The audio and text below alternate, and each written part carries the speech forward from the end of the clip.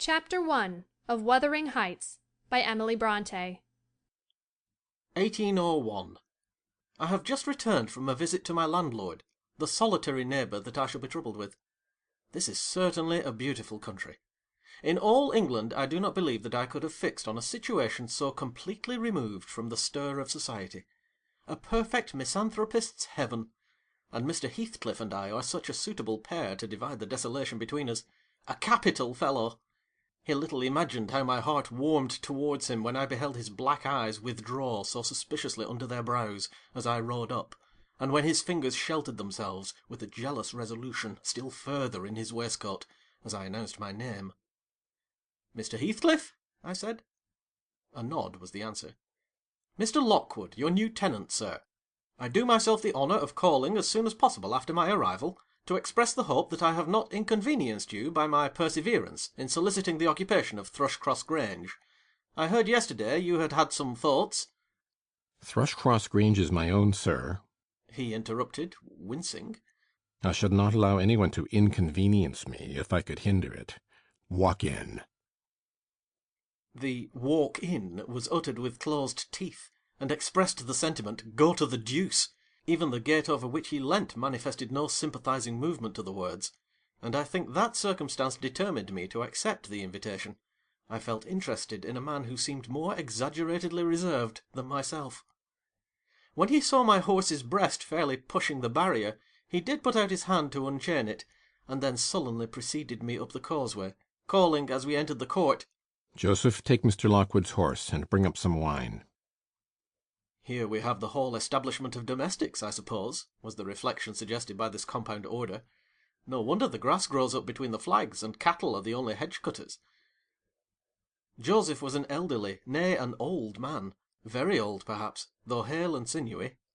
"The Lord help us," he soliloquized, in an undertone of peevish displeasure, while relieving me of my horse, looking meantime in my face so sourly that I charitably conjectured he must have need of divine aid to digest his dinner, and his pious ejaculation had no reference to my unexpected advent. Wuthering Heights is the name of Mr. Heathcliff's dwelling, Wuthering being a significant provincial adjective, descriptive of the atmospheric tumult to which its station is exposed in stormy weather. Pure bracing ventilation they must have up there at all times, indeed. One may guess the power of the north wind blowing over the edge, by the excessive slant of a few stunted firs at the end of the house, and by a range of gaunt thorns all stretching their limbs one way, as if craving alms of the sun. Happily the architect had foresight to build it strong. The narrow windows are deeply set in the wall, and the corners defended with large jutting stones. Before passing the threshold, I paused to admire a quantity of grotesque carving lavished over the front, and especially about the principal door, above which, among a wilderness of crumbling griffins and shameless little boys, I detected the date 1500, and the name Hareton Earnshaw. I would have made a few comments, and requested a short history of the place from the surly owner, but his attitude at the door appeared to demand my speedy entrance or complete departure, and I had no desire to aggravate his impatience previous to inspecting the penetralium. One stop brought us into the family sitting-room, without any introductory lobby or passage. They call it here the house pre-eminently. It includes kitchen and parlour generally, but I believe at Wuthering Heights the kitchen is forced to retreat altogether into another quarter. At least, I distinguished a chatter of tongues, and a clatter of culinary utensils deep within, and I observed no signs of roasting, boiling, or baking about the huge fireplace, nor any glitter of copper saucepans and tin cullenders on the walls. One end, indeed, reflected splendidly both light and heat from ranks of immense pewter dishes, interspersed with silver jugs and tankards, towering row after row on a vast oak dresser to the very roof. The latter had never been underdrawn, its entire anatomy lay bare to an inquiring eye, except where a frame of wood, laden with oat-cakes and clusters of legs of beef, mutton, and ham, concealed it. Above the chimney were sundry villainous old guns, and a couple of horse-pistols, and, by way of ornament, 3 gaudily painted canisters disposed along its ledge. The floor was of smooth white stone, the chairs high-backed primitive structures painted green, 1 or 2 heavy black ones lurking in the shade. In an arch under the dresser reposed a huge liver-coloured bitch pointer, surrounded by a swarm of squealing puppies, and other dogs haunted other recesses. The apartment and furniture would have been nothing extraordinary, as belonging to a homely northern farmer with a stubborn countenance and stalwart limbs set out to advantage in knee-breeches and gaiters. Such an individual, seated in his armchair, his mug of ale frothing on the round table before him, is to be seen in any circuit of 5 or 6 miles among these hills, if you go at the right time after dinner. But Mr. Heathcliff forms a singular contrast to his abode and style of living. He is a dark-skinned gipsy in aspect, in dress and manners a gentleman, that is, as much a gentleman as many a country squire, rather slovenly perhaps, yet not looking amiss with his negligence, because he has an erect and handsome figure, and rather morose. Possibly some people might suspect him of a degree of underbred pride. I have a sympathetic chord within that tells me it is nothing of the sort. I know, by instinct, his reserve springs from an aversion to showy displays of feeling, to manifestations of mutual kindliness. He'll love and hate equally under cover, and esteem it a species of impertinence to be loved or hated again. No, I'm running on too fast. I bestow my own attributes over-liberally on him. Mr. Heathcliff may have entirely dissimilar reasons for keeping his hand out of the way when he meets a would-be acquaintance, to those which actuate me. Let me hope my constitution is almost peculiar. My dear mother used to say I should never have a comfortable home, and only last summer I proved myself perfectly unworthy of one. While enjoying a month of fine weather at the sea-coast, I was thrown into the company of a most fascinating creature, a real goddess in my eyes, as long as she took no notice of me. I never told my love vocally. Still, if looks have language, the merest idiot might have guessed I was over head and ears. She understood me at last, and looked a return, the sweetest of all imaginable looks. And what did I do? I confess it with shame, shrunk icily into myself like a snail, at every glance retired colder and farther, till finally the poor innocent was led to doubt her own senses, and, overwhelmed with confusion at her supposed mistake, persuaded her mamma to decamp. By this curious turn of disposition, I have gained the reputation of deliberate heartlessness, how undeserved I alone can appreciate. I took a seat at the end of the hearthstone opposite that towards which my landlord advanced, and filled up an interval of silence by attempting to caress the canine mother, who had left her nursery and was sneaking wolfishly to the back of my legs, her lip curled up, and her white teeth watering for a snatch. My caress provoked a long guttural gnarl. "You'd better let the dog alone," growled Mr. Heathcliff in unison, checking fiercer demonstrations with a punch of his foot. "She's not accustomed to be spoiled, not kept for a pet." Then, striding to a side door, he shouted again, "Joseph!" Joseph mumbled indistinctly in the depths of the cellar, but gave no intimation of ascending, so his master dived down to him, leaving me vis-à-vis the ruffianly bitch and a pair of grim shaggy sheepdogs, who shared with her a jealous guardianship over all my movements. Not anxious to come in contact with their fangs, I sat still, but, imagining they would scarcely understand tacit insults, I unfortunately indulged in winking and making faces at the trio, and some turn of my physiognomy so irritated madam that she suddenly broke into a fury, and leapt on my knees. I flung her back, and hastened to interpose the table between us. This proceeding aroused the whole hive. 6 4-footed fiends of various sizes and ages issued from hidden dens to the common centre. I felt my heels and coat-laps peculiar subjects of assault, and parrying off the larger combatants as effectually as I could with the poker, I was constrained to demand, aloud, assistance from some of the household in re-establishing peace. Mr. Heathcliff and his man climbed the cellar steps with vexatious phlegm. I don't think they moved 1 second faster than usual, though the hearth was an absolute tempest of worrying and yelping. Happily, an inhabitant of the kitchen made more dispatch.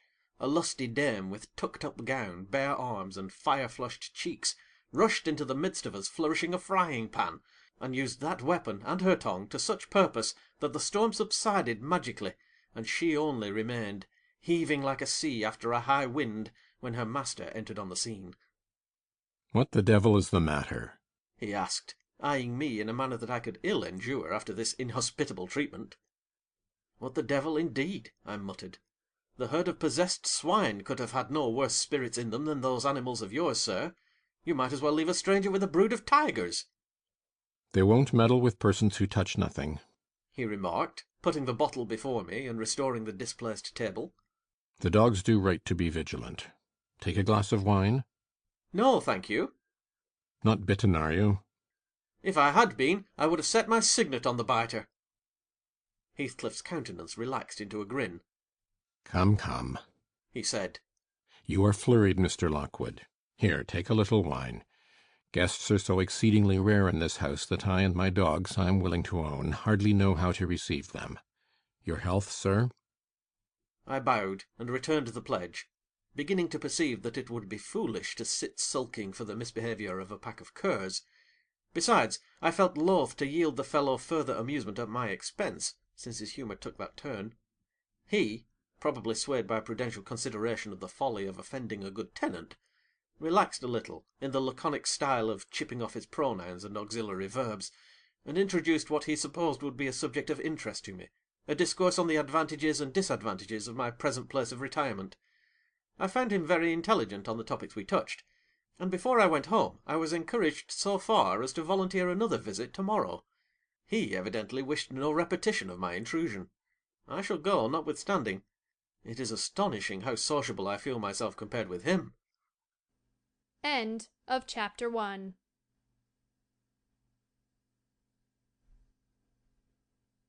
Chapter 2 of Wuthering Heights by Emily Brontë.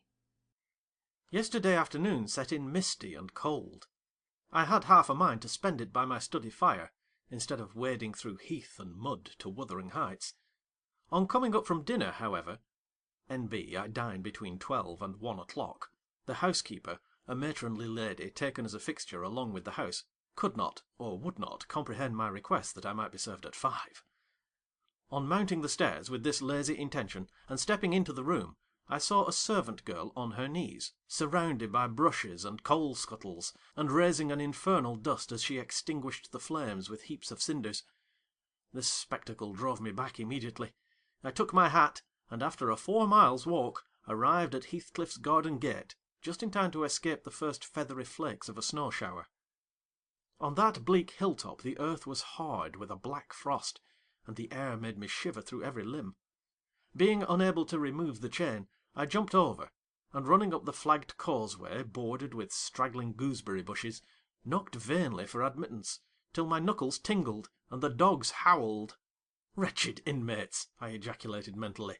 "You deserve perpetual isolation from your species for your churlish inhospitality. At least I would not keep my doors barred in the daytime. I don't care, I will get in." So resolved, I grasped the latch, and shook it vehemently. Vinegar-faced Joseph projected his head from a round window of the barn. What are ye for? He shouted. The maester's down in the fold. Go round by the end of the 8th, if ye want to speak to him. "Is there nobody inside to open the door?" I hallooed responsively. There's nobit to missus, and she'll not open't, and ye mark your fleesome dins till neat. "Why, cannot you tell her who I am, eh, Joseph?" No name me. I'll lay no hand wi't, muttered the head, vanishing. The snow began to drive thickly.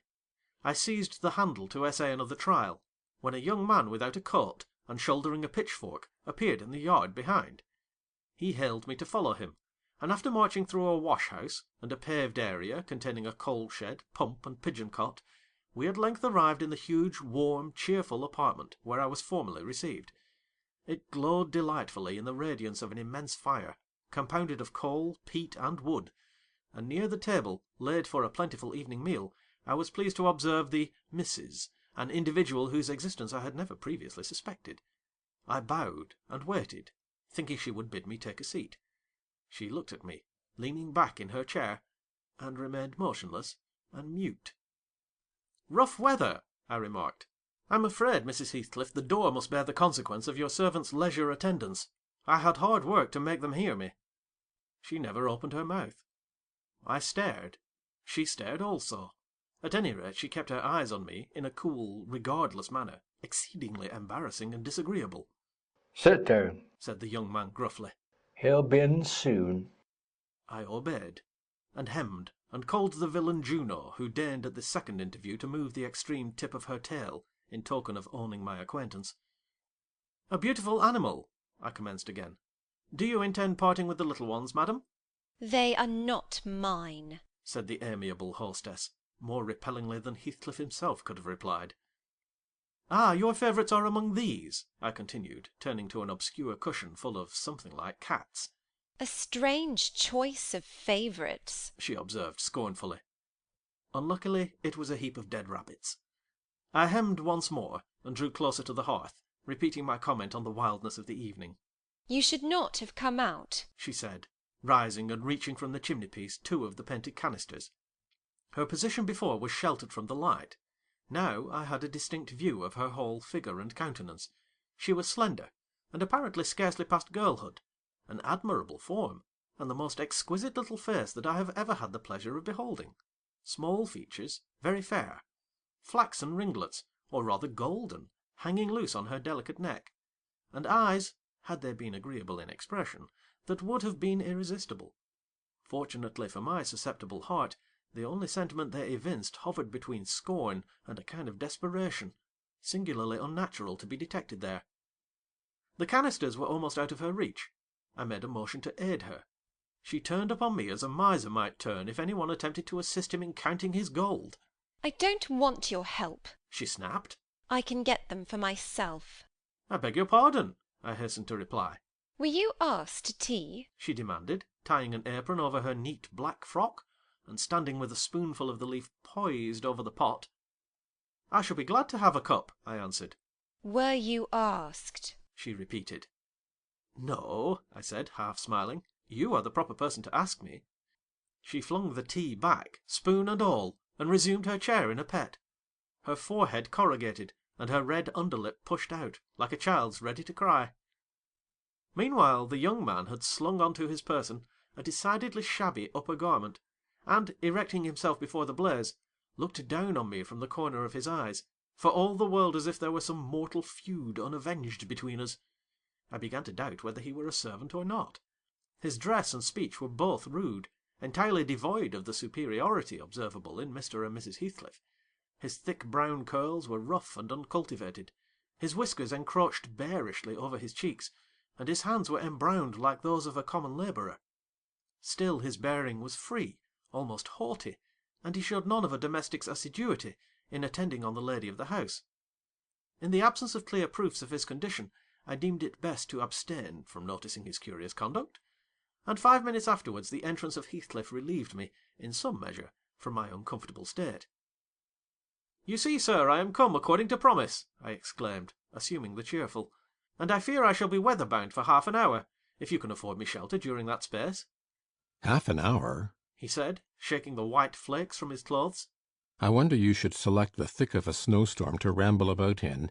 Do you know that you run the risk of being lost in the marshes?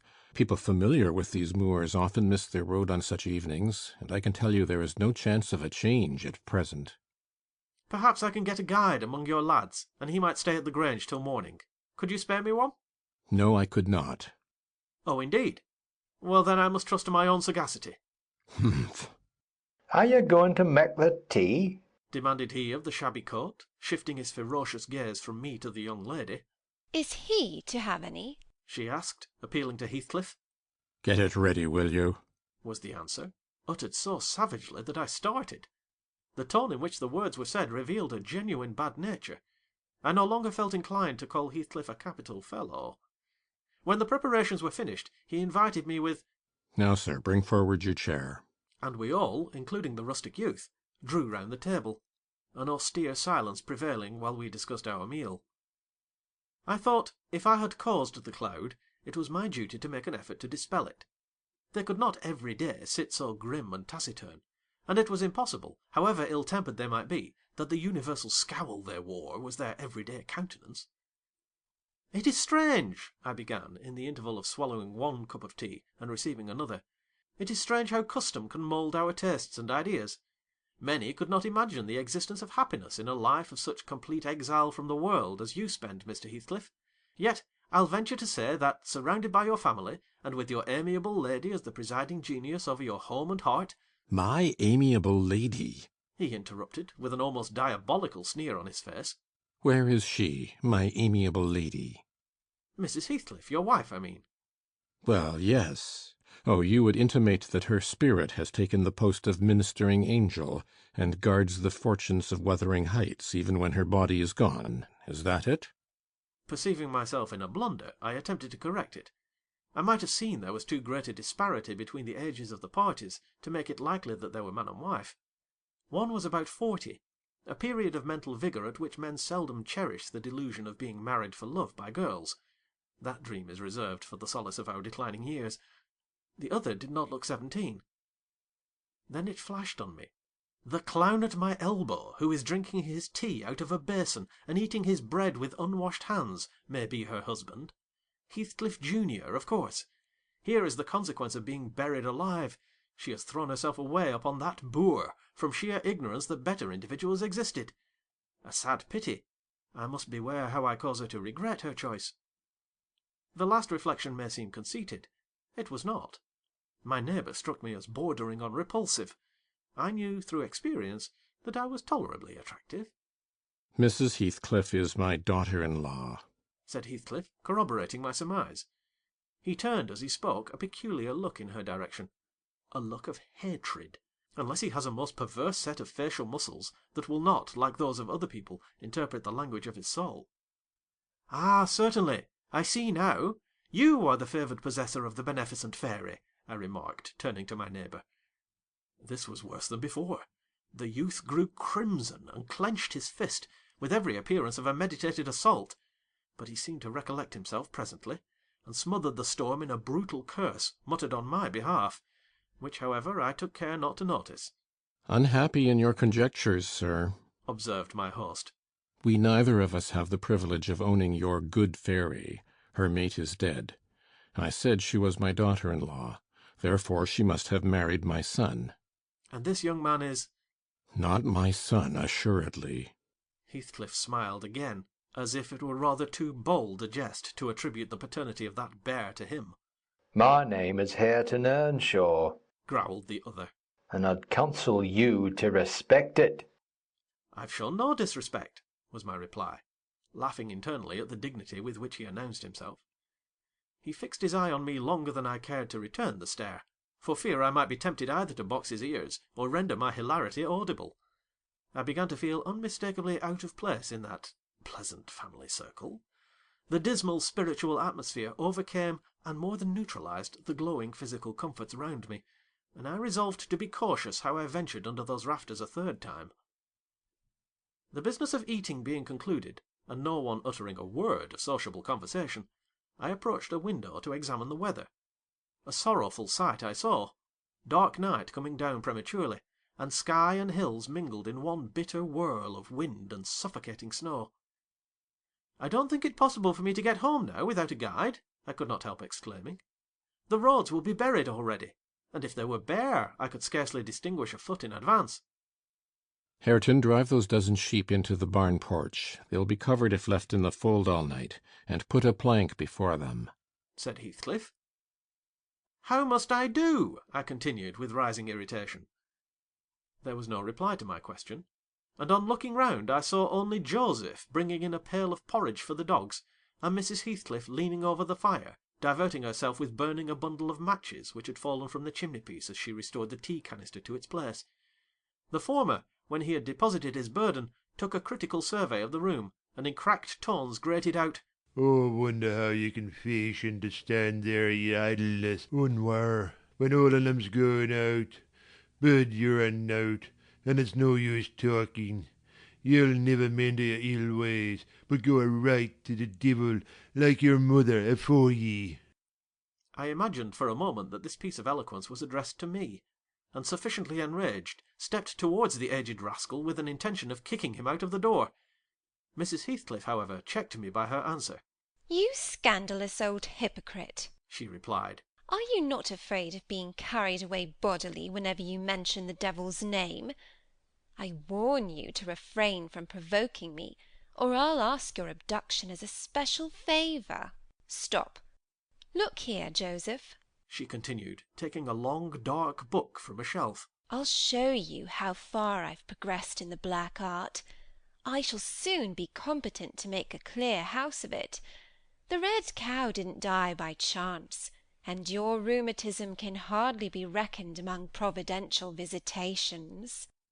Oh, wicked, wicked! gasped the elder. May the Lord deliver us from evil. No, reprobate. You are a castaway. Be off, or I'll hurt you seriously. I'll have you all modelled in wax and clay, and the first who passes the limits I fix shall— I'll not say what he shall be done to, but you'll see. Go, I'm looking at you. The little witch put a mock malignity into her beautiful eyes, and Joseph, trembling with sincere horror, hurried out, praying and ejaculating, Wicked! as he went. I thought her conduct must be prompted by a species of dreary fun, and now that we were alone, I endeavoured to interest her in my distress. "Mrs. Heathcliff," I said earnestly, "you must excuse me for troubling you. I presume, because, with that face, I'm sure you cannot help being good-hearted. Do point out some landmarks by which I may know my way home. I have no more idea how to get there than you would have how to get to London." Take the road you came, she answered, ensconcing herself in a chair, with a candle and the long book open before her. It is brief advice, but as sound as I can give. "Then, if you hear of me being discovered dead in a bog, or a pit full of snow, your conscience won't whisper that it's partly your fault?" How so? I cannot escort you. They wouldn't let me go to the end of the garden wall. "You? I should be sorry to ask you to cross the threshold for my convenience, on such a night," I cried.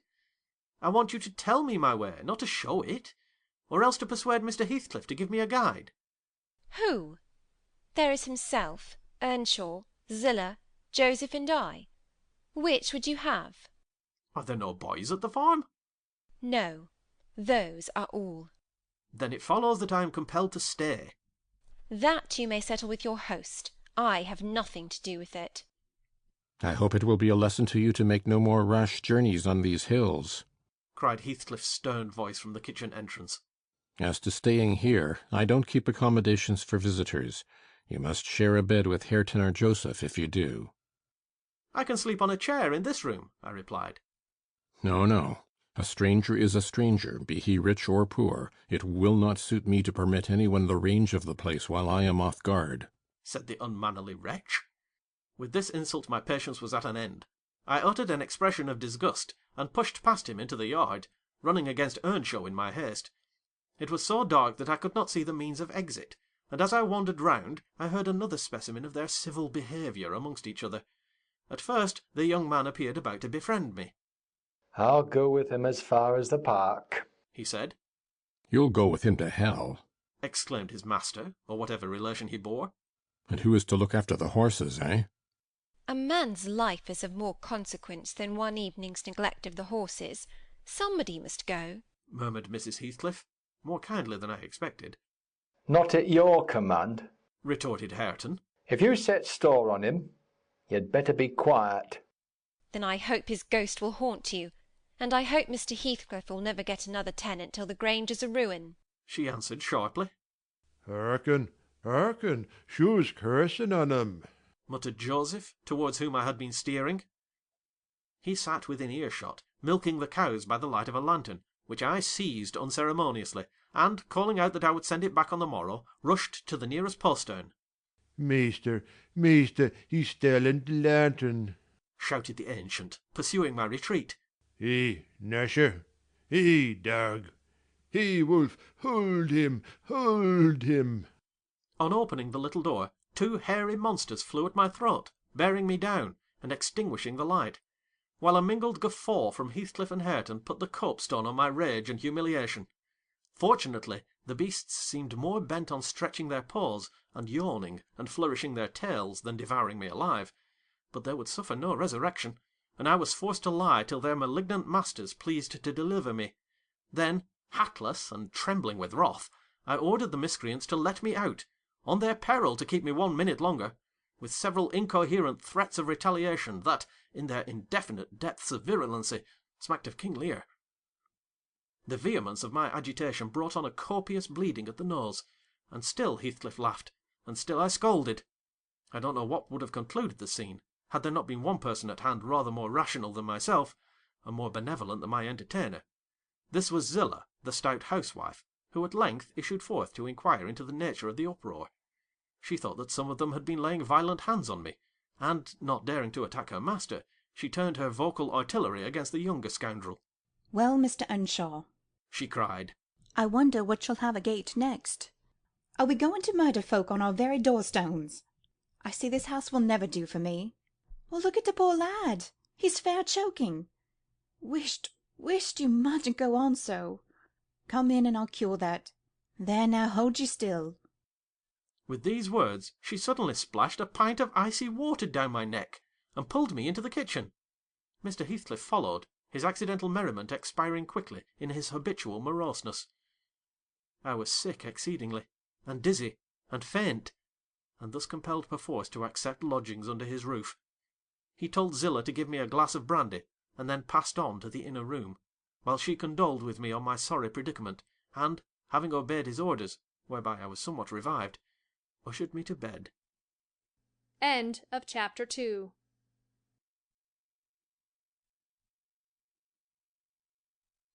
Chapter 3 of Wuthering Heights by Emily Brontë. While leading the way upstairs, she recommended that I should hide the candle, and not make a noise, for her master had an odd notion about the chamber she would put me in, and never let anybody lodge there willingly. I asked the reason. She did not know, she answered. She had only lived there a year or two, and they had so many queer goings-on she could not begin to be curious. Too stupefied to be curious myself, I fastened my door and glanced round for the bed. The whole furniture consisted of a chair, a clothes-press, and a large oak case, with squares cut out near the top resembling coach windows. Having approached this structure, I looked inside, and perceived it to be a singular sort of old-fashioned couch, very conveniently designed to obviate the necessity for every member of the family having a room to himself. In fact, it formed a little closet, and the ledge of a window, which it enclosed, served as a table. I slid back the panelled sides, got in with my light, pulled them together again, and felt secure against the vigilance of Heathcliff, and every one else. The ledge where I placed my candle had a few mildewed books piled up in one corner, and it was covered with writing scratched on the paint. This writing, however, was nothing but a name, repeated in all kinds of characters, large and small. Catherine Earnshaw, here and there varied to Catherine Heathcliff, and then again to Catherine Linton. In vapid listlessness, I leant my head against the window, and continued spelling over Catherine Earnshaw, Heathcliff, Linton, till my eyes closed. But they had not rested 5 minutes when a glare of white letters started from the dark, as vivid as spectres. The air swarmed with Catherines, and rousing myself to dispel the obtrusive name, I discovered my candle-wick reclining on one of the antique volumes, and perfuming the place with an odour of roasted calf-skin. I snuffed it off, and, very ill at ease under the influence of cold and lingering nausea, sat up and spread open the injured tome on my knee. It was a testament, in lean type, and smelling dreadfully musty. A fly-leaf bore the inscription, Catherine Earnshaw, her book, and a date some quarter of a century back. I shut it, and took up another, and another, till I had examined all. Catherine's library was select, and its state of dilapidation proved it to have been well used, though not altogether for a legitimate purpose. Scarcely one chapter had escaped, a pen-and-ink commentary, at least the appearance of one, covering every morsel of blank that the printer had left. Some were detached sentences. Other parts took the form of a regular diary, scrawled in an unformed, childish hand. At the top of an extra page, quite a treasure probably when first lighted on, I was greatly amused to behold an excellent caricature of my friend Joseph, rudely yet powerfully sketched. An immediate interest kindled within me for the unknown Catherine, and I began forthwith to decipher her faded hieroglyphics. "An awful Sunday," commenced the paragraph beneath. "I wish my father were back again. Hindley is a detestable substitute. His conduct to Heathcliff is atrocious. H. and I are going to rebel. We took our initiatory step this evening. All day had been flooding with rain. We could not go to church, so Joseph must needs get up a congregation in the garret. And, while Hindley and his wife basked downstairs before a comfortable fire, doing anything but reading their Bibles, I'll answer for it, Heathcliff, myself, and the unhappy ploughboy were commanded to take our prayer books and mount. We were ranged in a row, on a sack of corn, groaning and shivering, and hoping that Joseph would shiver too, so that he might give us a short homily for his own sake. A vain idea! The service lasted precisely 3 hours, and yet my brother had the face to exclaim, when he saw us descending, "What, done already?" On Sunday evenings we used to be permitted to play, if we did not make much noise. Now a mere titter is sufficient to send us into corners. "You forgot you have a master here," says the tyrant. "I'll demolish the first who puts me out of temper. I insist on perfect sobriety and silence. Oh, boy, was that you? Francis, darling, pull his hair as you go by. I heard him snap his fingers." Frances pulled his hair heartily, and then went and seated herself on her husband's knee, and there they were, like 2 babies, kissing and talking nonsense by the hour. Foolish palaver that we should be ashamed of. We made ourselves as snug as our means allowed, in the arch of the dresser. I had just fastened our pinafores together, and hung them up for a curtain, when in comes Joseph, on an errand from the stables.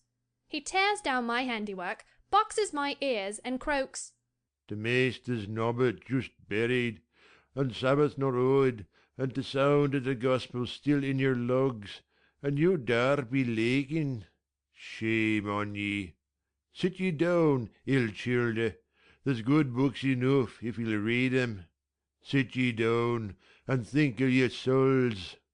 Saying this, he compelled us so to square our positions that we might receive from the far-off fire a dull ray to show us the text of the lumber he thrust upon us. I could not bear the employment.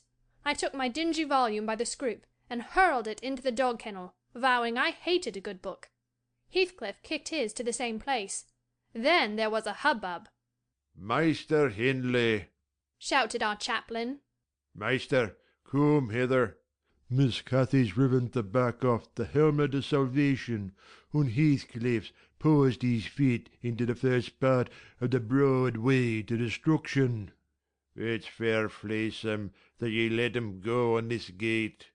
Eh, the old man would have laced him properly, but he's gone." Hindley hurried up from his paradise on the hearth, and seizing one of us by the collar, and the other by the arm, hurled us both into the back kitchen, where Joseph asseverated old Nick would fetch us as sure as we were living, and, so comforted, we each sought a separate nook to await his advent. I reached this book, and a pot of ink from a shelf, and pushed the house door ajar to give me light, and I have got the time on with writing for 20 minutes, but my companion is impatient, and proposes that we should appropriate the dairywoman's cloak, and have a scamper on the moors, under its shelter. A pleasant suggestion. And then, if the surly old man come in, he may believe his prophecy verified. We cannot be damper or colder in the rain than we are here. I suppose Catherine fulfilled her project, for the next sentence took up another subject. She waxed lachrymose. "How little did I dream that Hindley would ever make me cry so," she wrote. "My head aches till I cannot keep it on the pillow, and still I can't give over. Poor Heathcliff! Hindley calls him a vagabond, and won't let him sit with us, nor eat with us any more, and he says he and I must not play together, and threatens to turn him out of the house if we break his orders. He has been blaming our father, how dared he, for treating H too liberally, and swears he will reduce him to his right place." I began to nod drowsily over the dim page. My eye wandered from manuscript to print.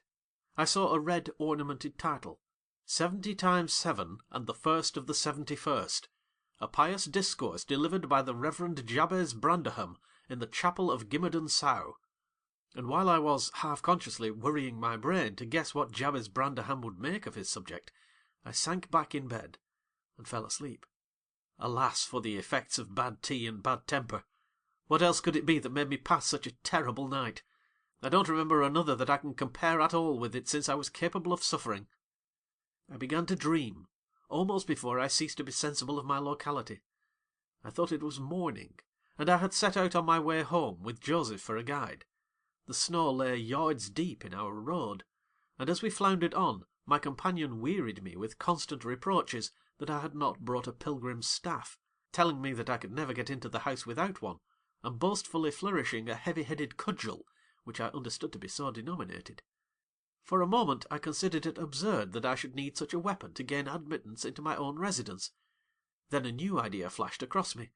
I was not going there. We were journeying to hear the famous Jabez Branderham preach from the text 70 times 7, and either Joseph, the preacher, or I had committed the first of the 71st, and were to be publicly exposed and excommunicated. We came to the chapel. I have passed it really in my walks, twice or thrice. It lies in a hollow between two hills, an elevated hollow near a swamp, whose peaty moisture is said to answer all the purposes of embalming on the few corpses deposited there.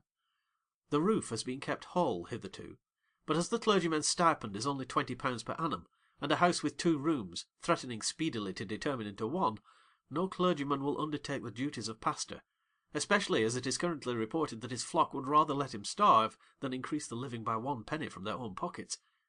However, in my dream Jabez had a full and attentive congregation, and he preached, good God, what a sermon, divided into 490 parts, each fully equal to an ordinary address from the pulpit, and each discussing a separate sin. Where he searched for them I cannot tell. He had his private manner of interpreting the phrase, and it seemed necessary the brother should sin different sins on every occasion. They were of the most curious character, odd transgressions that I never imagined previously. Oh, how weary I grew! How I writhed and yawned, and nodded, and revived! How I pinched and pricked myself, and rubbed my eyes, and stood up, and sat down again, and nudged Joseph to inform me if he would ever have done. I was condemned to hear all out. Finally he reached the first of the 71st. At that crisis a sudden inspiration descended on me. I was moved to rise and denounce Jabez Branderham as the sinner of the sin that no Christian need pardon.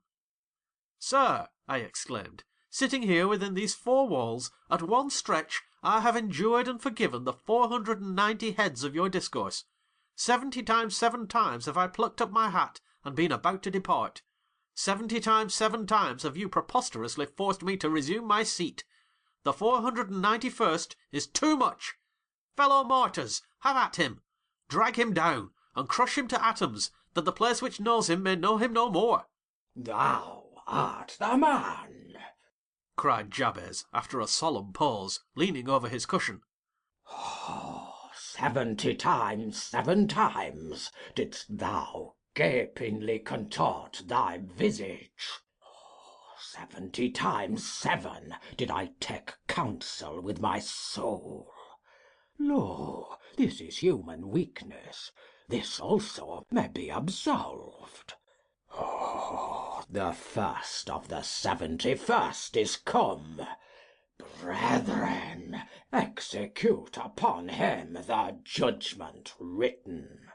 Such honour have all his saints.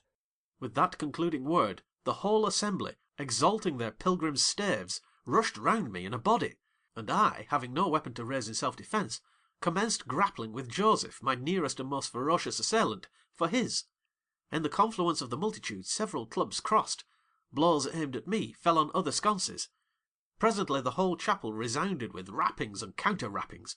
Every man's hand was against his neighbour, and Branderham, unwilling to remain idle, poured forth his zeal in a shower of loud taps on the boards of the pulpit, which responded so smartly that, at last, to my unspeakable relief, they woke me. And what was it that had suggested the tremendous tumult? What had played Jabez's part in the row?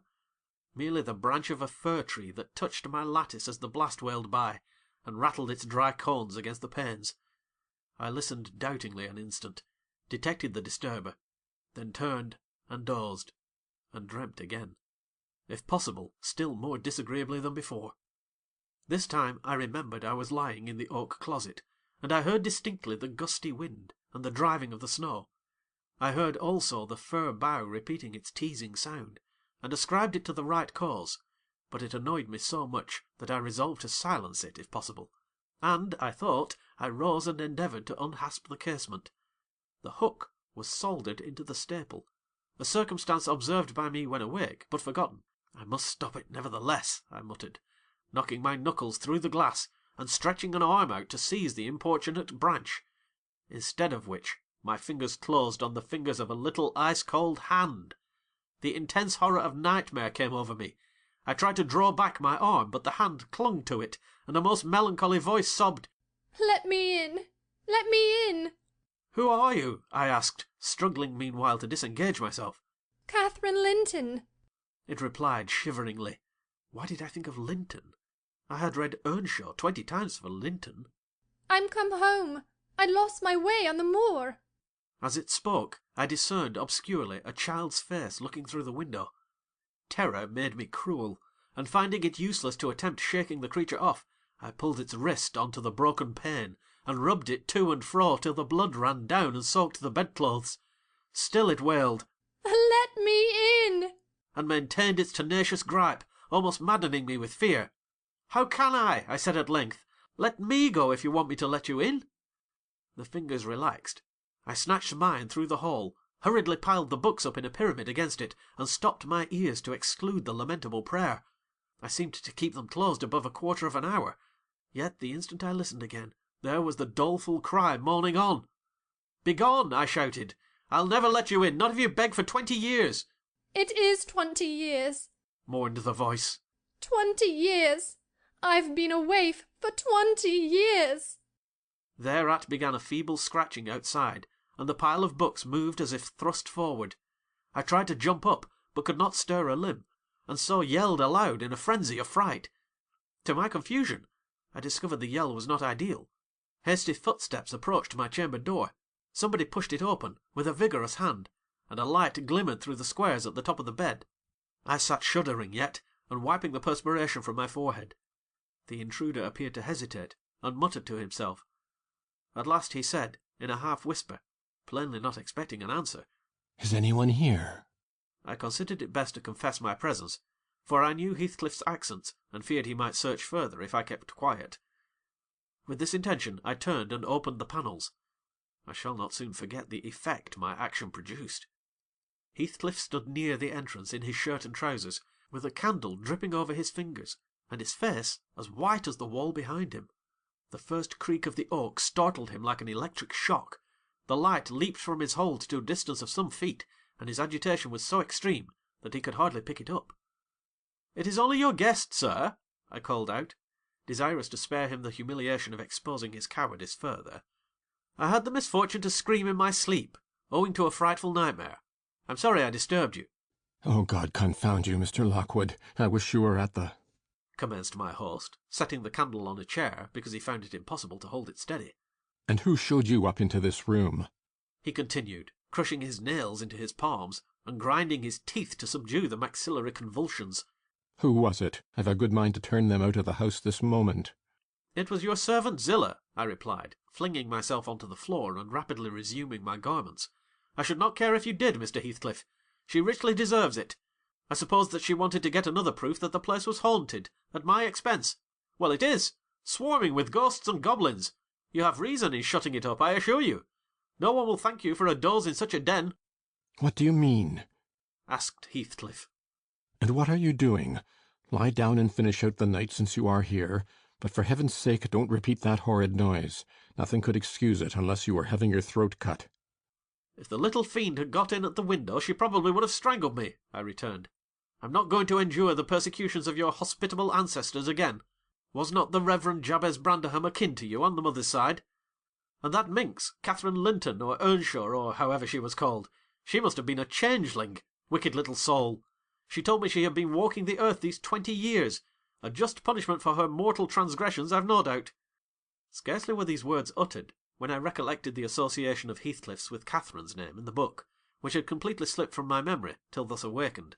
I blushed at my inconsideration, but without showing further consciousness of the offence, I hastened to add, "The truth is, sir, I passed the first part of the night in—" Here I stopped afresh. I was about to say, perusing those old volumes. Then it would have revealed my knowledge of their written as well as their printed contents. So, correcting myself, I went on, "in spelling over the names scratched on that window ledge. A monotonous occupation calculated to set me asleep, like counting or—" "What can you mean by talking in this way to me?" thundered Heathcliff with savage vehemence. How dare you, under my roof? God, he's mad to speak so." And he struck his forehead with rage. I did not know whether to resent this language or pursue my explanation. but he seemed so powerfully affected that I took pity and proceeded with my dreams, affirming I had never heard the appellation of Catherine Linton before, but reading it often over produced an impression which personified itself when I had no longer my imagination under control. Heathcliff gradually fell back into the shelter of the bed as I spoke, finally sitting down almost concealed behind it. I guessed, however, by his irregular and intercepted breathing, that he struggled to vanquish an excess of violent emotion. Not liking to show him that I had heard the conflict, I continued my toilette rather noisily, looked at my watch, and soliloquized on the length of the night. Not 3 o'clock yet! I could have taken oath it had been 6. Time stagnates here. We must surely have retired to rest at 8. Always at 9 in winter, and rise at 4, said my host, suppressing a groan, and as I fancied by the motion of his arm's shadow, dashing a tear from his eyes. Mr. Lockwood, he added, you may go into my room. You'll only be in the way, coming downstairs so early, and your childish outcry has sent sleep to the devil for me. And for me too, I replied. I'll walk in the yard till daylight, and then I'll be off, and you need not dread a repetition of my intrusion. I'm now quite cured of seeking pleasure in society, be it country or town. A sensible man ought to find sufficient company in himself. Delightful company, muttered Heathcliff. Take the candle and go where you please. I shall join you directly. Keep out of the yard, though. The dogs are unchained, and the house, Juno mounts sentinel there, and... Nay, you can only ramble about the steps and passages. But away with you. I'll come in 2 minutes. I obeyed, so far as to quit the chamber, when, ignorant where the narrow lobbies led, I stood still, and was witness, involuntarily, to a piece of superstition on the part of my landlord, which belied, oddly, his apparent sense. He got onto the bed, and wrenched open the lattice, bursting as he pulled at it into an uncontrollable passion of tears. Come in, he sobbed. Cathy, do come. Oh, do, once more. Oh, my heart's darling, hear me this time, Catherine, at last. The spectre showed a spectre's ordinary caprice. It gave no sign of being, but the snow and wind whirled wildly through, even reaching my station, and blowing out the light. There was such anguish in the gush of grief that accompanied this raving, that my compassion made me overlook its folly, and I drew off, half angry to have listened at all, and vexed at having related my ridiculous nightmare, since it produced that agony, though why was beyond my comprehension. I descended cautiously to the lower regions, and landed in the back kitchen, where a gleam of fire, raked compactly together, enabled me to rekindle my candle. Nothing was stirring, except a brindled grey cat, which crept from the ashes, and saluted me with a querulous mew. 2 benches, shaped in sections of a circle, nearly enclosed the hearth. On one of these I stretched myself, and Grimalkin mounted the other. We were both of us nodding ere anyone invaded our retreat, and then it was Joseph, shuffling down a wooden ladder that vanished in the roof, through a trap, the ascent to his garret, I suppose. He cast a sinister look at the little flame which I had enticed to play between the ribs, swept the cat from its elevation, and, bestowing himself in the vacancy, commenced the operation of stuffing a 3-inch pipe with tobacco. My presence in his sanctum was evidently esteemed a piece of impudence too shameful for remark. He silently applied the tube to his lips, folded his arms, and puffed away. I let him enjoy the luxury unannoyed, and after sucking out his last wreath and heaving a profound sigh, he got up and departed as solemnly as he came. A more elastic footstep entered next, and now I opened my mouth for a good morning, but closed it again, the salutation unachieved, for Hareton Earnshaw was performing his orison sotto voce in a series of curses directed against every object he touched, while he rummaged a corner for a spade or shovel to dig through the drifts. He glanced over the back of the bench, dilating his nostrils, and thought as little of exchanging civilities with me as with my companion the cat. I guessed by his preparations that egress was allowed, and, leaving my hard couch, made a movement to follow him. He noticed this, and thrust at an inner door with the end of his spade, intimating by an inarticulate sound that there was the place where I must go, if I changed my locality. It opened into the house, where the females were already astir, Zillah urging flakes of flame up the chimney with a colossal bellows, and Mrs. Heathcliff kneeling on the hearth, reading a book by the aid of the blaze. She held her hand interposed between the furnace heat and her eyes, and seemed absorbed in her occupation, desisting from it only to chide the servant for covering her with sparks, or to push away a dog, now and then, that snoozled its nose over-forwardly into her face. I was surprised to see Heathcliff there also. He stood by the fire, his back towards me, just finishing a stormy scene with poor Zillah, who ever and anon interrupted her labour to pluck up the corner of her apron and heave an indignant groan. "And you worthless—" he broke out as I entered, turning to his daughter-in-law, and employing an epithet as harmless as duck or sheep, but generally represented by a dash. "There you are at your idle tricks again. The rest of them do earn their bread. You live on my charity. Put your trash away and find something to do. You shall pay me for the plague of having you eternally in my sight. Do you hear, damnable jade?" "I'll put my trash away, because you can make me if I refuse," answered the young lady, closing her book and throwing it on a chair. "But I'll not do anything, though you should swear your tongue out, except what I please." Heathcliff lifted his hand, and the speaker sprang to a safer distance, obviously acquainted with its weight.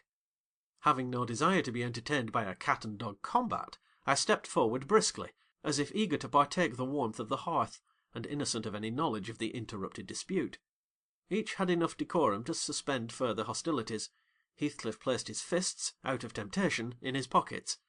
Mrs. Heathcliff curled her lip, and walked to a seat far off, where she kept her word by playing the part of a statue during the remainder of my stay. That was not long. I declined joining their breakfast, and at the first gleam of dawn took an opportunity of escaping into the free air, now clear and still, and cold as impalpable ice. My landlord hallooed for me to stop ere I reached the bottom of the garden, and offered to accompany me across the moor. It was well he did, for the whole hill back was one billowy white ocean, the swells and falls not indicating corresponding rises and depressions in the ground. Many pits, at least, were filled to a level, and entire ranges of mounds, the refuse of the quarries, blotted from the chart which my yesterday's walk left pictured in my mind. I had remarked on one side of the road, at intervals of 6 or 7 yards, a line of upright stones, continued through the whole length of the barren. These were erected and daubed with lime on purpose to serve as guides in the dark, and also when a fall like the present confounded the deep swamps on either hand with the firmer path. But, excepting a dirty dot pointing up here and there, all traces of their existence had vanished, and my companion found it necessary to warn me frequently to steer to the right or left, when I imagined I was following correctly the windings of the road. We exchanged little conversation, and he halted at the entrance of Thrushcross Park, saying I could make no error there. Our adieux were limited to a hasty bow, and then I pushed forward, trusting to my own resources, for the porter's lodge is untenanted as yet. The distance from the gate to the Grange is 2 miles. I believe I managed to make it 4, what with losing myself among the trees, and sinking up to the neck in snow, a predicament which only those who have experienced it can appreciate. At any rate, whatever were my wanderings, the clock chimed 12 as I entered the house, and that gave exactly an hour for every mile of the usual way from Wuthering Heights. My human fixture and her satellites rushed to welcome me, exclaiming tumultuously they had completely given me up. Everybody conjectured that I perished last night, and they were wondering how they must set about the search for my remains. I bid them be quiet, now that they saw me returned, and, benumbed to my very heart, I dragged upstairs, whence, after putting on dry clothes, and pacing to and fro 30 or 40 minutes to restore the animal heat, I adjourned to my study, feeble as a kitten, almost too much so to enjoy the cheerful fire and smoking coffee which the servant had prepared for my refreshment.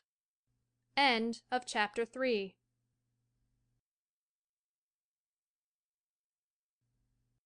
Chapter 4 of Wuthering Heights by Emily Brontë. What vain weathercocks we are! I, who had determined to hold myself independent of all social intercourse, and thanked my stars that at length I had lighted on a spot where it was next to impracticable, I, weak wretch, after maintaining till dusk a struggle with low spirits and solitude, was finally compelled to strike my colours, and under pretence of gaining information concerning the necessities of my establishment, I desired Mrs. Dean, when she brought in supper, to sit down while I ate it, hoping sincerely she would prove a regular gossip, and either rouse me to animation, or lull me to sleep by her talk. "You have lived here a considerable time," I commenced. "Did you not say 16 years?" 18, sir. I came when the mistress was married, to wait on her. After she died, the master retained me for his housekeeper. "Indeed. There ensued a pause. She was not a gossip, I feared, unless about her own affairs, and those could hardly interest me. However, having studied for an interval, with a fist on either knee, and a cloud of meditation over her ruddy countenance, she ejaculated, "Ah, times are greatly changed since then." "Yes," I remarked, "you've seen a good many alterations, I suppose." "I have, and troubles too," she said. Oh, I'll turn the talk on my landlord's family, I thought to myself. A good subject to start.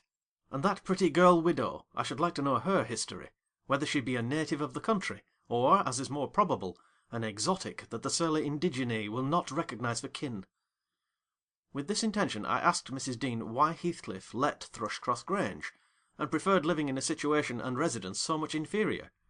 "Is he not rich enough to keep the estate in good order?" I inquired. She returned, "Rich, sir? He has nobody knows what money, and every year it increases.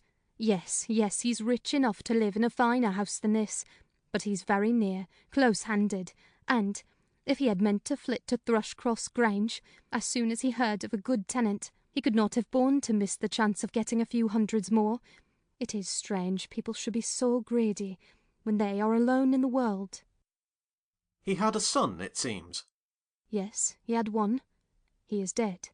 "And that young lady, Mrs. Heathcliff, is his widow?" "Yes." "Where did she come from, originally?" "Why, sir, she's my late master's daughter. Catherine Linton was her maiden name. I nursed her, poor thing. I did wish Mr. Heathcliff would remove here, and then we might have been together again." "What? Catherine Linton?" I exclaimed, astonished. But a minute's reflection convinced me it was not my ghostly Catherine. "Then," I continued, "my predecessor's name was Linton?" "It was." "And who is that Earnshaw, Hareton Earnshaw, who lives with Mr. Heathcliff? Are they relations?" "No, he's the late Mrs. Linton's nephew." "The young lady's cousin, then?" "Yes, and her husband was her cousin also. One on the mother's, the other on the father's side. Heathcliff married Mr. Linton's sister."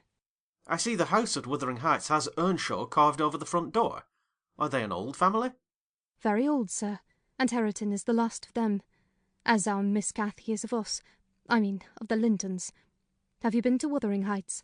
I beg pardon for asking, but I should like to hear how she is." "Mrs. Heathcliff? She looked very well, and very handsome. Yet, I think, not very happy." "Oh dear, I don't wonder. And how did you like the master?" "A rough fellow, rather, Mrs. Dean. Is not that his character?" "Rough as a saw-edge, and hard as a whinstone. The less you meddle with him, the better." "He must have had some ups and downs in life to make him such a churl. Do you know anything of his history?" "It's a cuckoo's, sir. I know all about it, except where he was born, and who were his parents, and how he got his money at first, and Hareton has been cast out like an unfledged dunnock. The unfortunate lad is the only one in all of this parish that does not guess how he has been cheated." "Well, Mrs. Dean, it will be a charitable deed to tell me something of my neighbours. I feel I shall not rest if I go to bed, so be good enough to sit and chat an hour." "Oh, certainly, sir. I'll just fetch a little sewing, and then I'll sit as long as you please. But you've caught cold. I saw you shivering, and you must have some gruel to drive it out." The worthy woman bustled off, and I crouched nearer the fire. My head felt hot, and the rest of me chill. Moreover, I was excited, almost to a pitch of foolishness, through my nerves and brain. This caused me to feel, not uncomfortable, but rather fearful, as I am still, of serious effects from the incidents of to-day and yesterday. She returned presently, bringing a smoking basin and a basket of work, and having placed the former on the hob, drew in her seat, evidently pleased to find me so companionable. "Before I came to live here," she commenced, waiting no farther invitation to her story, "I was almost always at Wuthering Heights, because my mother had nursed Mr. Hindley Earnshaw. That was Hareton's father, and I got used to playing with the children. I ran errands too, and helped to make hay, and hung about the farm ready for anything that anybody would set me to. One fine summer morning, it was the beginning of harvest, I remember, Mr. Earnshaw, the old master, came downstairs dressed for a journey, and, after he had told Joseph what was to be done during the day, he turned to Hindley and Cathy and me, for I sat eating my porridge with them, and he said, speaking to his son, 'Now, my bonny man, I'm going to Liverpool today. What shall I bring you? You may choose what you like. Only let it be little, for I shall walk there and back, 60 miles each way. That is a long spell. Hindley named a fiddle, and then he asked Miss Cathy. She was hardly 6 years old, but she could ride any horse in the stable, and she chose a whip. He did not forget me, for he had a kind heart, though he was rather severe sometimes. He promised to bring me a pocketful of apples and pears, and then he kissed his children, said good-bye, and set off. It seemed a long while to us all, the 3 days of his absence, and often did little Cathy ask when he would be home. Mrs. Earnshaw expected him by supper-time on the 3rd evening, and she put the meal off hour after hour. There were no signs of his coming, however, and at last the children got tired of running down to the gate to look. Then it grew dark. She would have had them to bed, but they begged sadly to be allowed to stay up, and just about 11 o'clock the door latch was raised quietly, and in stepped the master. He threw himself into a chair, laughing and groaning, and bid them all stand off, for he was nearly killed. He would not have such another walk for the 3 kingdoms. And at the end of it to be flighted to death, he said, opening his greatcoat, which he held bundled up in his arms.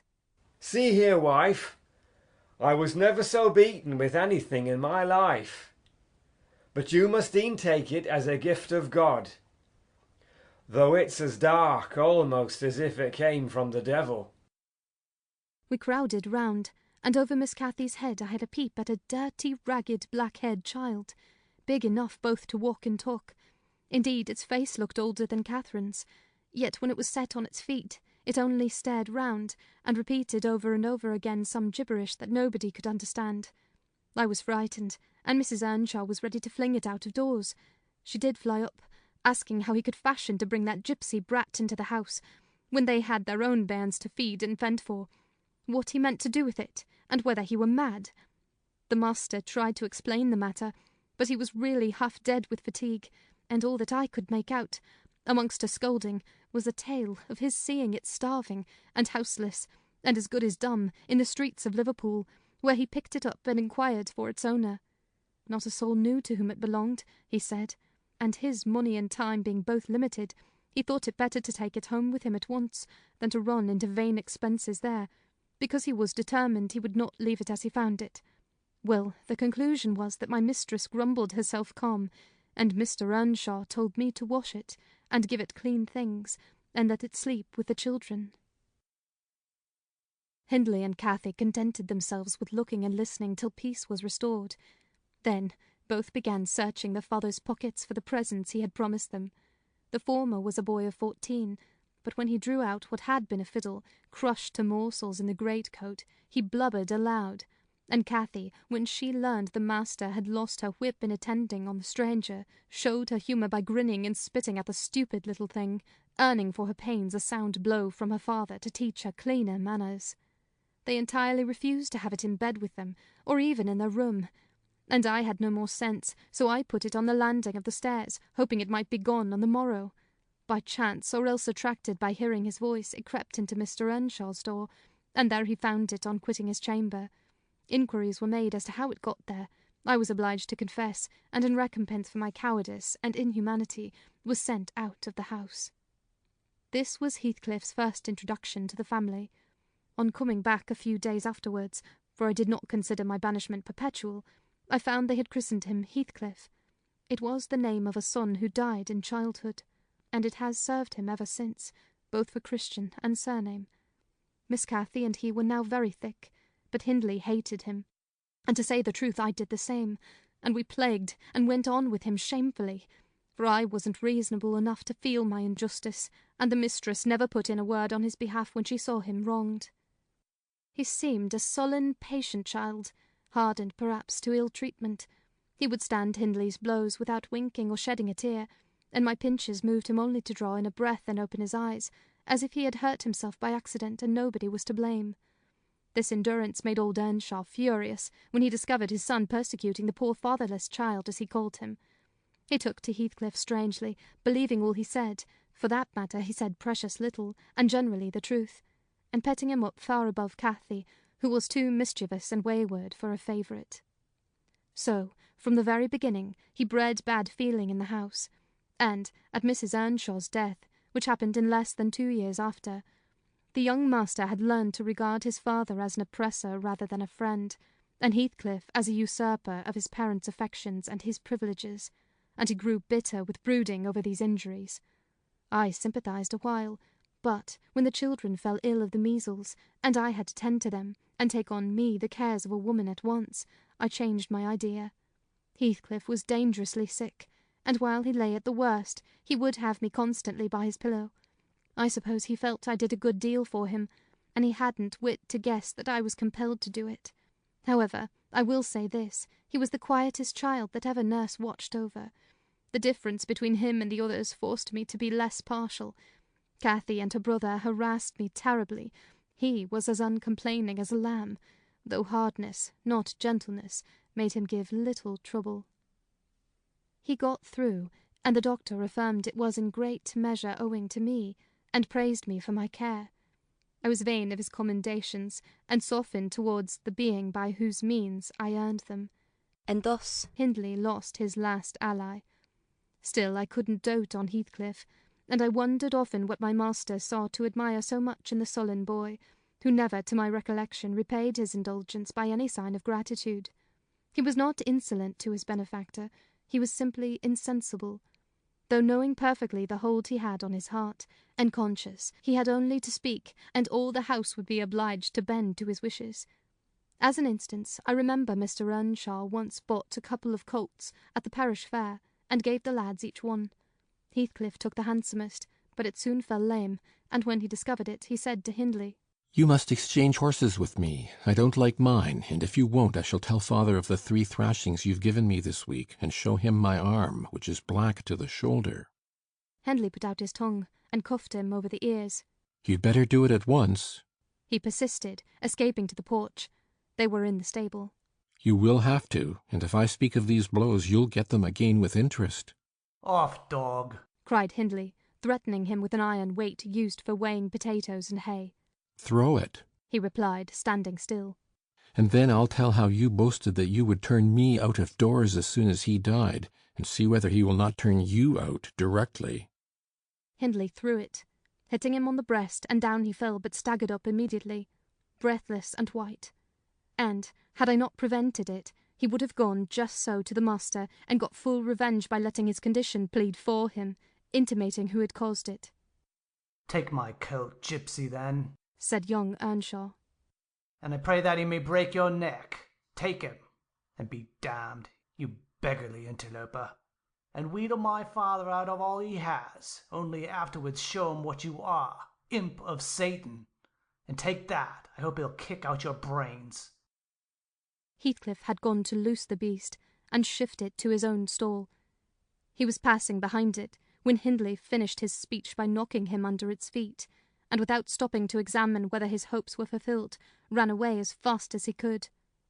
I was surprised to witness how coolly the child gathered himself up, and went on with his intention, exchanging saddles and all, and then sitting down on a bundle of hay to overcome the qualm which the violent blow occasioned, before he entered the house. I persuaded him easily to let me lay the blame of his bruises on the horse. He minded little what tale was told, since he had what he wanted. He complained so seldom indeed of such stirs as these, that I really thought him not vindictive. I was deceived completely, as you will hear. End of chapter 4.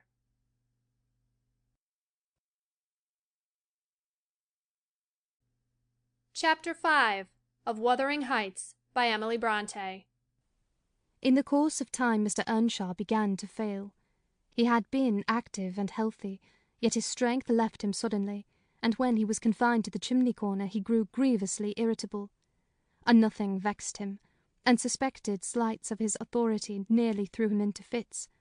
This was especially to be remarked if anyone attempted to impose upon or domineer over his favourite. He was painfully jealous lest a word should be spoken amiss to him, seeming to have got into his head the notion that, because he liked Heathcliff, all hated and longed to do him an ill turn. It was a disadvantage to the lad, for the kinder among us did not wish to fret the master, so we humoured his partiality, and that humouring was rich nourishment to the child's pride and black tempers. Still it became in a manner necessary, twice or thrice, Hindley's manifestation of scorn, while his father was near, roused the old man to a fury. He seized his stick to strike him, and shook with rage that he could not do it. At last, our curate, we had a curate then, who made the living answer by teaching the little Lintons and Earnshaws, and farming his bit of land himself, advised that the young man should be sent to college, and Mr. Earnshaw agreed, though with a heavy spirit, for he said, Hindley was nowt, and would never thrive as where he wandered. I hoped heartily we should have peace now. It hurt me to think the master should be made uncomfortable by his own good deed. I fancied the discontent of age and disease arose from his family disagreements, as he would have it that it did. Really, you know, sir, it was in his sinking frame. We might have got on tolerably, notwithstanding, but for two people, Miss Cathy and Joseph the servant. You saw him, I dare say, up yonder. He was, and is yet most likely, the wearisomest self-righteous Pharisee that ever ransacked a Bible to rake the promises to himself and fling the curses to his neighbours. By his knack of sermonizing and pious discoursing, he contrived to make a great impression on Mr. Earnshaw, and the more feeble the master became, the more influence he gained. He was relentless in worrying him about his soul's concerns, and about ruling his children rigidly. He encouraged him to regard Hindley as a reprobate, and, night after night, he regularly grumbled out a long string of tales against Heathcliff and Catherine, always minding to flatter Earnshaw's weakness by heaping the heaviest blame on the latter. Certainly she had ways with her such as I never saw a child take up before, and she put all of us past our patience 50 times and oftener in a day. From the hour she came downstairs till the hour she went to bed, we had not a minute's security that she wouldn't be in mischief. Her spirits were always at high water mark, her tongue always going, singing, laughing, and plaguing everybody who would not do the same. A wild, wicked slip she was, but she had the bonniest eye, the sweetest smile, and lightest foot in the parish, and, after all, I believe she meant no harm, for when once she made you cry in good earnest, it seldom happened that she would not keep you company, and oblige you to be quiet, that you might comfort her. She was much too fond of Heathcliff. The greatest punishment we could invent for her was to keep her separate from him, yet she got chided more than any of us on his account. In play she liked exceedingly to act the little mistress, using her hands freely, and commanding her companions. She did so to me, but I would not bear slapping and ordering, and so I let her know. Now Mr. Earnshaw did not understand jokes from his children. He had always been strict and grave with them, and Catherine, on her part, had no idea why her father should be crosser and less patient in his ailing condition than he was in his prime. His peevish reproofs wakened in her a naughty delight to provoke him. She was never so happy as when we were all scolding her at once, and she defying us with her bold saucy look, and her ready words, turning Joseph's religious curses into ridicule, baiting me, and doing just what her father hated most, showing how her pretended insolence, which he thought real, had more power over Heathcliff than his kindness, how the boy could do her bidding in anything, and his only when it suited his own inclination. After behaving as badly as possible all day, she sometimes came fondling to make it up at night. Nay, Cathy, the old man would say, I cannot love thee. Thou art worse than thy brother. Go say thy prayers, child, and ask God's pardon. I doubt thy mother and I must rue that we ever reared thee. That made her cry at first, and then, being repulsed continually, hardened her, and she laughed if I told her to say she was sorry for her faults, and begged to be forgiven. But the hour came at last that ended Mr. Earnshaw's troubles on earth. He died quietly in his chair one October evening, seated by the fireside. A high wind blustered round the house, and roared in the chimney. It sounded wild and stormy, yet it was not cold, and we were all together. I, a little removed from the hearth, busy at my knitting, and Joseph reading his Bible near the table, for the servants generally sat in the house then, after their work was done. Miss Cathy had been sick, and that made her still. She leant against her father's knee, and Heathcliff was lying on the floor with his head in her lap. I remember the master, before he fell into a doze, stroking her bonny hair. It pleased him rarely to see her gentle, and saying, "Why canst thou not always be a good lass, Cathy?" And she turned her face up to his, and laughed, and answered, "Why cannot you always be a good man, father?" But as soon as she saw him vexed again, she kissed his hand, and said she would sing him to sleep. She began singing very low, till his fingers dropped from hers, and his head sank on his breast. Then I told her to hush, and not stir, for fear she should wake him. We all kept as mute as mice a full half hour, and should have done so longer, only Joseph, having finished his chapter, got up, and said that he must rouse the master for prayers and bed. He stepped forward, and called him by name, and touched his shoulder, but he would not move. So he took the candle, and looked at him. I thought there was something wrong as he set down the light, and seizing the children each by an arm, whispered to them, "Pray him upstairs, and make little din. They might pray alone that evening. He had summat to do." "I shall bid father good night first," said Catherine, putting her arms round his neck before we could hinder her. The poor thing discovered her loss directly. She screamed out, "Oh, he's dead, Heathcliff! He's dead!" And they both set up a heart-breaking cry. I joined my wail to theirs, loud and bitter, but Joseph asked what we could be thinking of to roar in that way over a saint in heaven. He told me to put on my cloak and run to Gimmerton for the doctor and the parson. I could not guess the use that either would be of then. However, I went, through wind and rain, and brought one, the doctor, back with me. The other said he would come in the morning. Leaving Joseph to explain matters, I ran to the children's room. Their door was ajar. I saw they had never lain down, though it was past midnight. But they were calmer, and did not need me to console them. The little souls were comforting each other with better thoughts than I could have hit on.